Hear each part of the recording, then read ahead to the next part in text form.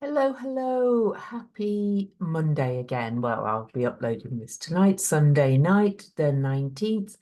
We are moving on to the week ahead, starting May the 20th early. And we've just come out of an amazing week with the Sun meeting Uranus and then Venus meeting Uranus and the Sun meeting Jupiter, all at the end of Taurus. So we're going to look at that. And we've also got Mars meeting the North Node to start the week off in Mars' own sign, Aries, which is kind of like astounding, to be quite honest. But the week ahead is also another week that's going to be quite impressive. So we start the week and we're going into a full moon. We have a full moon on the 23rd. But what's happening is the sun's going into Gemini, Venus is going into Gemini, and Jupiter is going into Gemini. So I'm going to talk about all of those and the wonderful Chariklo, the Centaur Chariklo, the space holder, the cosmic midwife doula is stationing retrograde. So it's another big week ahead, another week of changes and quite erratic, quite unsettled, quite scattered, but also full of innovation and new ideas. So anyway, I pulled some cards first of all, though. So let's have a look at the cards for the week ahead as a little kind of grounding guidance. So I've taken a photograph as I did before because we've realized these cards and me holding them up kind of messes my camera. So to start the week, really, we have the Four of Wands. And the four is a number of stability. And this is saying as we start the week, after we've gone through a week of kind of awakenings and ahas and sudden insights and kind of radical kind of like I'm going to make these changes now kind of energy. It's just stop for a moment and celebrate your achievements, and really kind of feel into the happiness and abundance that you probably are. Or if you're not feeling it, maybe do a gratitude list and look what's working well in your life and where you feel abundant in many ways. Because this we've been through a period of very kind of a lot of change, a lot of restlessness, a lot of erratic behavior, and a lot of hard work. It can be a bit of a slog getting through this. And Taurus is very much about kind of like buckling down and the hard work. But we're starting the week feeling very balanced and in harmony with yourself and others. And if you're not, then feel into that. Take a pause to feel these hands, joining hands. Look at this. Four is a number of stability, as I said. Look at generally kind of smiles on the faces mostly. Things are coming together. So take that moment to know that you are achieving your dreams, or you're beginning to at least. And you may have achieved some of them, and there may be more to come. And then as we move into the week, we go into the Seven of Pentacles. So this is fire, which is very appropriate, really, for Mars meeting the Aries North Node in their own sign. Fire, fire, fire, purpose. You're reaching your goals. And then as we move on, this is the Seven of Pentacles. Pentacles is the earth, is the earth element in the tarot. And this one is saying, it's saying again, you have been putting in time and effort, and results are starting to show. And again, it's a message to slow down and reap the efforts, or reap the fruits of your efforts so far, so that you don't burn out. And I think this is a really important message this week with all of this Gemini energy coming in. So this is about keeping that long-term vision in mind and not forgetting to enjoy yourself, do your self-care as well, And remember that it's about the process and not just reaching the goal.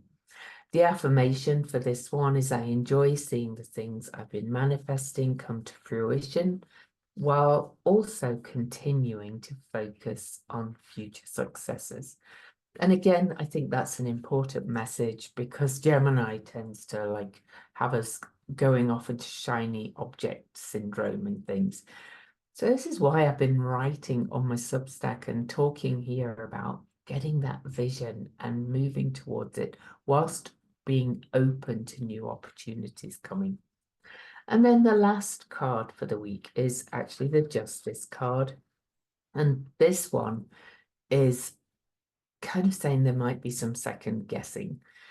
You may have thought something or planned something or done something that doesn't quite align with your values. There may be a little bit of regret, but this is about learning from a mistake. You may have kind of set intention to do one thing and then gone, no, no, no, that's a mistake. I should not be going there. This is about a kind of an inventory of being honest with yourself and others and taking accountability for your choices. Try to be more fair towards yourself and others. And if apologies if my Zoom keeps flashing, Zoom has been doing that for me and other people. It's very weird. So, but we'll just have to live with it because just what it is. Okay, so moving into this big week of astrology, as I said, we start the week with, look at this, Mars is exactly conjunct the North Node. Aries is about pioneering, new beginnings. It's about I am, and you know, we had the eclipse in Aries. We kind of got this rebirth energy, and Mars moved into their own sign of Aries, saying it's time to move forward. Well, now it really is like on the Aries Northern Node. It's time to start creating those changes whilst not forgetting to enjoy the rewards of what you've achieved so far or what you've created so far. So that kind of really sets the scene for the week. We start with the moon in Libra. The moon has been opposing all this Aries energy and squaring Ceres and widely squaring Vesta. We start with a cardinal grand cross or grand square, saying we're still kind of integrating all these pieces, but we are ready to move forward with this energy, with the Mars conjunct the North Node. Now, the first thing that happens on Monday is Gemini season starts. Gemini season starts early in the morning here. You know, you'll get the times on my Substack blog. And the Taurus season begins to end. But, you know, look at this cluster here. As I mentioned last week, we first had the Sun conjunct Uranus. Then we had Venus conjunct Uranus and Jupiter conjunct the Sun, all here, right, clustered at the end of Taurus, about getting rooted and creating and making manifest and rooting those achievements. So we start the week really with the Sun right at the end of Taurus, but then the change begins because the Sun will move into Gemini, and on Monday will be the first planet to meet dwarf planet Sedna, which is kind of really spiritual destiny through crisis, meaning a big crossroads. Sedna finally moved into Gemini a little bit ago, having been back and forth. Sedna has an 11,406 year orbit, so she's going to be in Gemini for a long time. And really, this is about achievement after crisis and trauma. You know, her story, you can go and Google the inward goddess Sedna, is about going through a traumatic experience, but then rising above it. And so the Sun moves into Gemini and straight away meets Sedna. Now then, on the 21st, Chariklo, or Chariklo, whichever you want to say it, she stations retrograde. Now, I've talked about Chariklo a lot. We had the Chiron, her husband, conjunct the eclipse on April the 8th. That seems so long ago. And then we've got Chariklo. Look at this. In fact, let me draw a line. Chariklo is stationing retrograde at 1750 Aquarius in an almost exact sextile to Hygeia, which is kind of the preventative health, seer energy of holistic health. And so this, I've talked about Chariklo weaving a new story, weaving the cosmic wisdom together, writing, helping us to write a new story. And now we get this aspect as Chariklo stations retrograde. And this is at a 1+7 is new beginnings, new spiritual beginnings, but it's an 8, which is bringing stability. This aspect, you know, is really about preventing kind of where we were before and helping us to see a way forward into more holistic health. So that station retrograde is happening on May the 21st. Let me clear the lines and move to the 22nd. On the 22nd, you can now see, you know, we've got the Sun and Sedna there. Now Jupiter has moved to the last or anaretic liminal degree of Taurus. And Taurus moving signs is a bigger deal because he has a 12-year-old, but it spends about a year in each sign, but we're not quite there yet. On the 22nd, Venus is still here in Taurus, moving away from Uranus pretty fast. And Venus will oppose the cosmic owl, the problem solver, Pallas Athena. And we may start to really get some big ideas about strategy to move forward. As you can see by here, the moon has left the sign of Libra, moved into Scorpio, and we are heading towards the full moon. This is, in fact, the last full day before the full moon. So energy is high as these planets change signs. But Venus will oppose Pallas Athena, and we may get some creative ideas about where we're moving forward. Remembering that Venus is in her underworld journey. We're heading towards that Venus star point on June the 4th. That's at 14 degrees Gemini. My webinar's available for that if you want. The Sun on the 22nd as well, newly in Gemini, will trine Pluto and making an air trine. Gemini is an air sign, Aquarius is air sign. We're really in a big age of air, and we're going to get a big whoosh of influx of air, blowing cobwebs, bringing new ideas, bringing innovation. But the Sun trine Pluto is saying, what are we transforming? What are we changing as we move into this new paradigm? Now then, on the 23rd, the day of the full moon, which is later, but I've done a whole video on the full moon, so I'm not necessarily going to go through all of that again. Venus joins Jupiter at that anaretic liminal kind of border crossing degree. We're coming out of this very intense Taurus season, which has been all about our values, getting rooted. That's why that card about saying you may have done something that didn't quite align with your values or set something in place with your values. Now is the time to kind of change it. But Venus, as we move into this day, Venus will come up and will sextile Neptune here, because Venus will overtake Jupiter in a minute, I think. In fact, I'm actually going to get Venus. Sorry about this. I like to get it exact. See what, oh.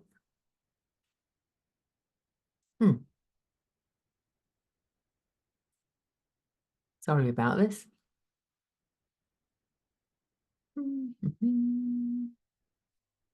Yeah. Oh, that's because I'm doing this square. Silly me. Sorry about that. May the 23rd. There we go. That's where we are. On Thursday, the day of the full moon, Venus comes up and she overtakes Jupiter. These are the two benefics together, right at that last bit, saying, what am I expanding? What am I building? What am I creating? But Venus comes up and sextiles Neptune in Pisces, bringing in this energy of higher love, saying, we have to step into love. We have to step into this more intuitive, creative, connected vibe as we move into Gemini season.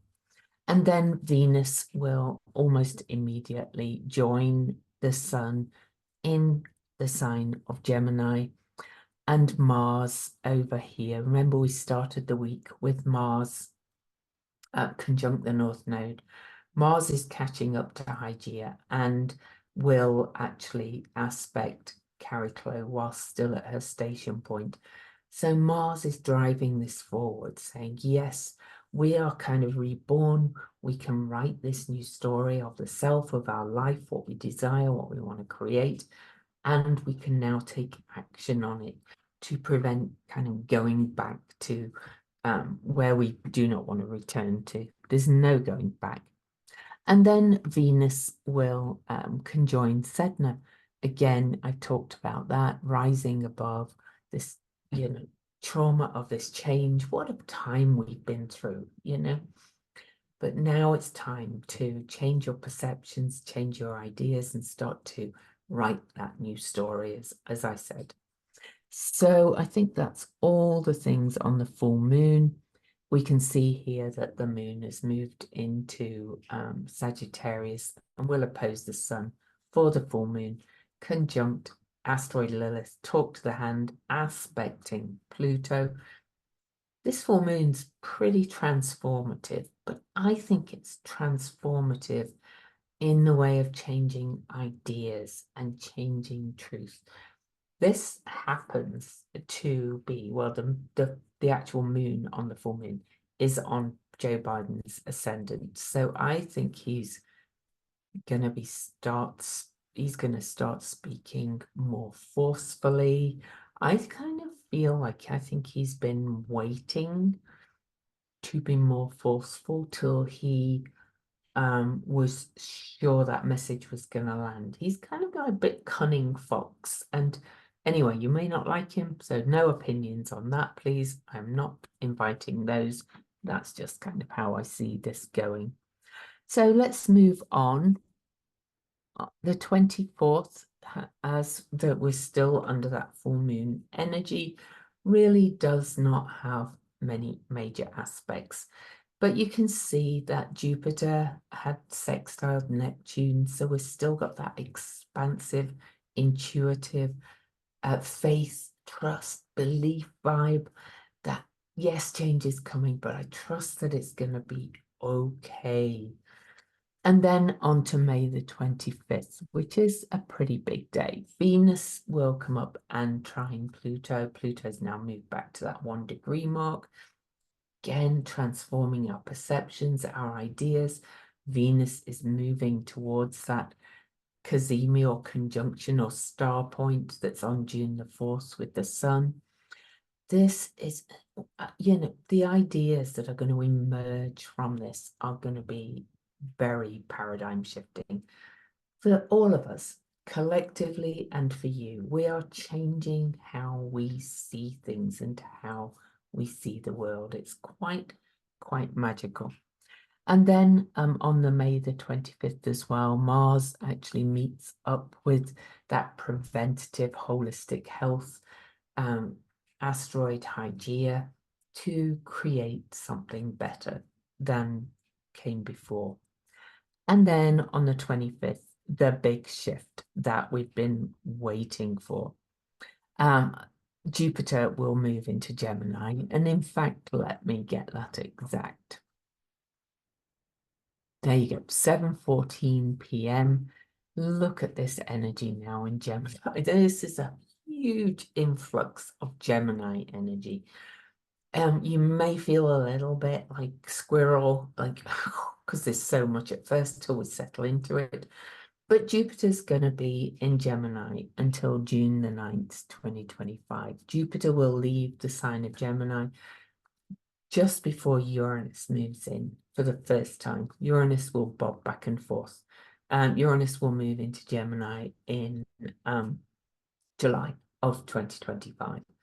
So Jupiter's kind of leading the way. Jupiter, the king of the gods, Jupiter, the planet of expansion and growth and opportunity. Jupiter's kind of like Santa Claus in many ways. Of course, everything has a shadow. He can be a little bit too much. So you might find yourself talking voluminously, especially when Mercury joins them. But this is a good shift. You know, this is good. This is going to be a Gemini season and a half because of having the Sun and Venus, the star point, the new star point in Gemini, and having Jupiter and Sedna in there. This is real changes, changes in alliances, changes in partnerships, changes in how we speak to each other, changes in how we think, our perceptions. It's big. Okay. And then the last aspect, no, I think that's all. But remember that Jupiter's journey is a year-long one. Jupiter spends about a year in each sign, dependent on retrogrades. So, you know, settle into this. There's going to be some big ideas. Also, I think there's actually going to be some more kind of negotiations and partnerships and talking and alliances. So we'll see. Jupiter was last, of course, in Gemini, left the sign about 11 years ago. So we're in 2024, so that would have been 2005, which is very interesting. No, sorry, 2015, which is actually very interesting for me if I look back to that time. But I'm going to do a whole video on Jupiter in Gemini. So I'll give you more details on that in that video. Now then, on to the 26th, we're on to Sunday. We're nearly done with the week. And the only major aspect on May the 26th is that Mars in their own sign of Aries squares Vesta, our inner flame, and really has us focus on our part, on who we are now.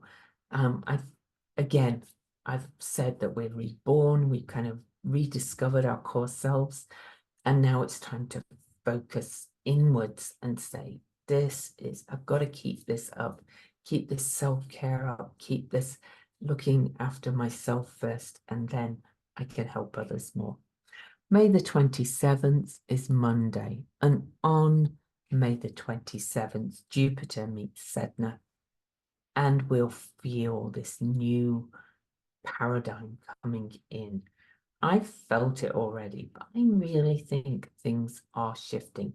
You know, don't pay attention to what the news focuses on, because I do think there is an expansion of leaning across the aisle, so to speak, of negotiation, and things are starting to shift. These things take time though, but you'll see this in your own life as well. This is a rush of, you know, verbal energy.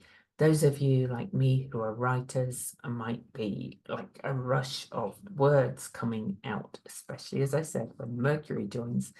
But this is really kind of like communication, voice, perceptions, change.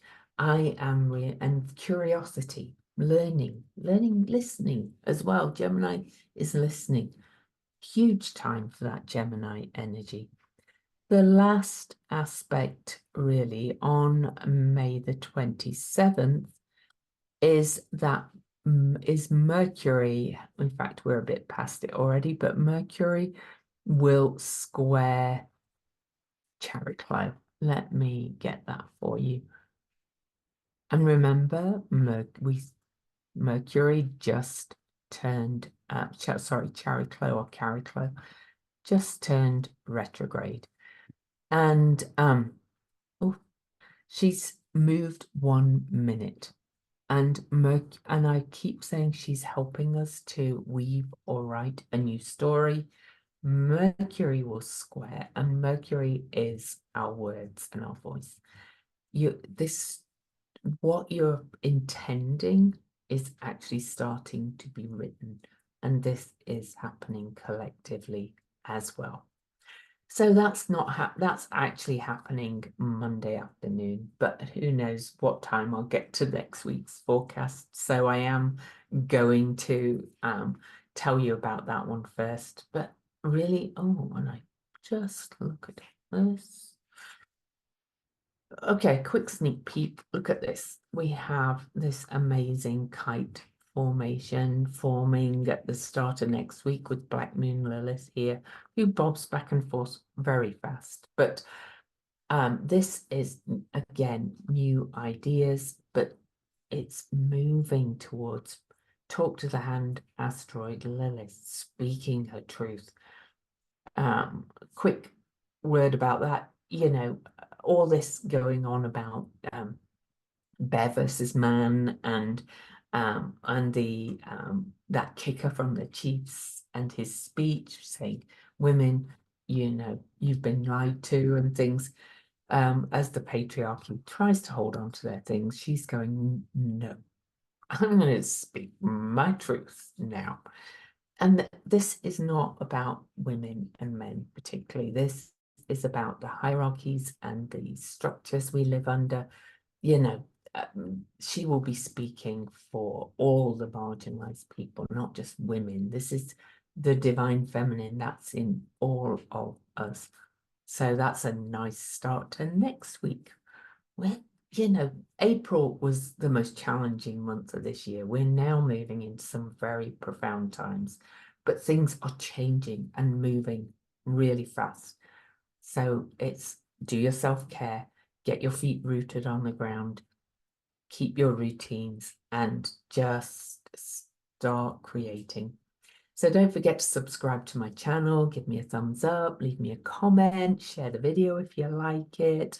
I love doing these for you, and look for a Jupiter in Gemini video where I'll look at the whole period, the year ahead, and the major aspects that Jupiter will make for this once every 12-year journey through the sign of Gemini. Okay, until next time. Peace out. I love you guys. Bye.